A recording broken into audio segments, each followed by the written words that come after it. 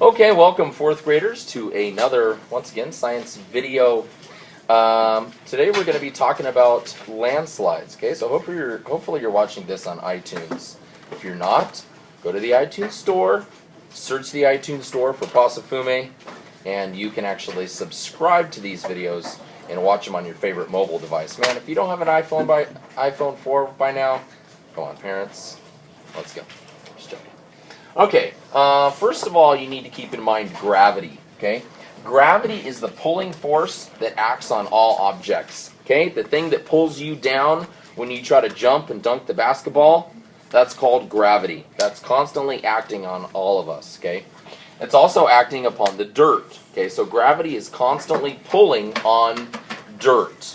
And we talked about in class, like, if you have a dirt hill, but there's not a lot of loose rock on there, that means we talked about how the dirt is like people. Everybody's holding on to one another.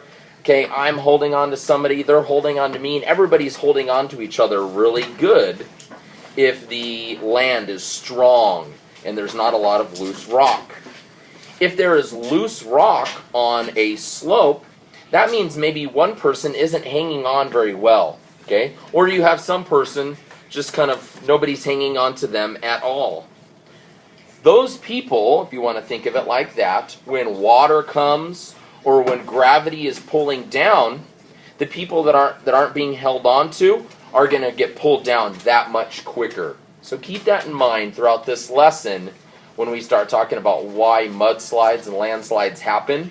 When you have a lot of loose dirt on a super slopey hill, nobody's grabbing onto them, and they're going to be a lot more likely to flow down the slope when the rainwater comes and that sort of thing, or when an earthquake shakes the ground, right? Now, I mentioned landslides. Let's cruise over to this sector, all right? Landslides, and we talked about this in class, if the ground is slowly moving, like 2 centimeters every 2 years, that's not called a landslide. A landslide is when it happens really fast, all right? The ground is constantly moving a little bit because of small earthquakes and because of gravity. Things are going to be shifting all over the place on mountain slopes and on valleys or up against rivers. That's just basic weathering and erosion. That's not what we're talking about here. What we're talking about here is massive flooding of dirt water, okay? Okay, so what happens too is that in some areas the Earth's surface is already sloped. Okay, the more sloped it is, the more gravity is going to be pulling down. The stronger gravity is going to be pulling down. All right, you'll notice if you're walking down a hill like this, it's a lot harder to stay up. That's because gravity is pulling down a lot harder.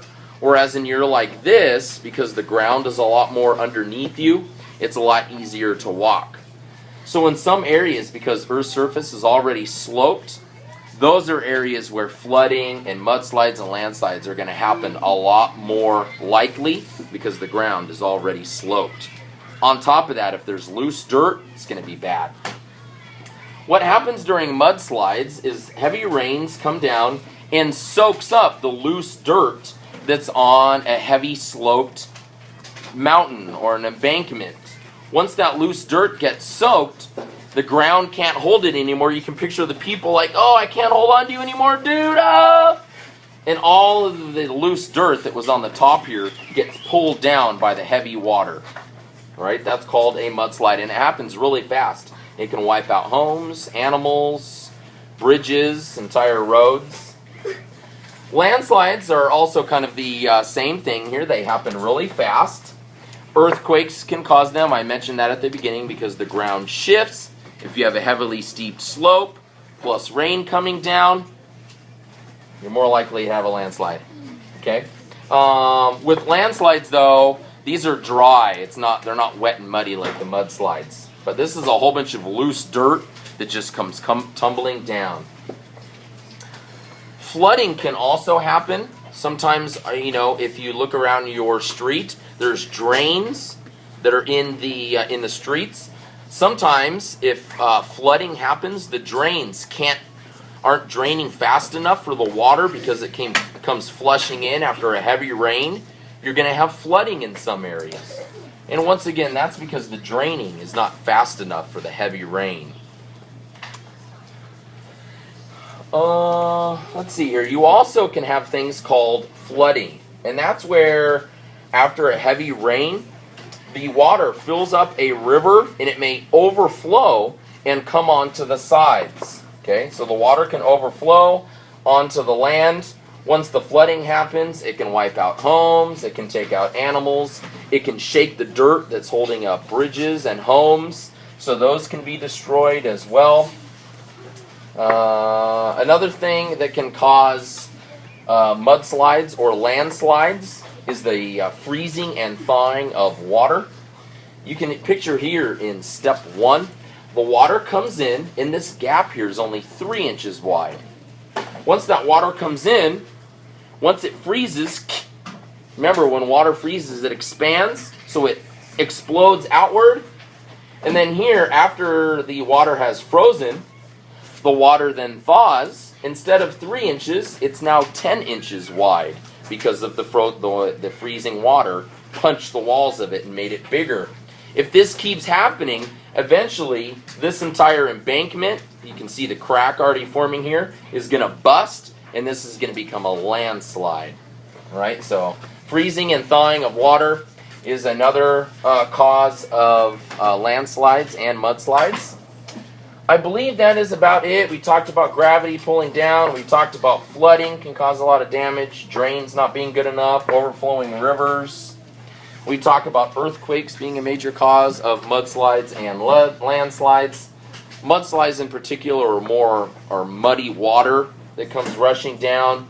We talked about how many places in the earth are already heavily sloped. So those areas are going to be more inclined to have some sliding going on because gravity is pulling down on that loose dirt.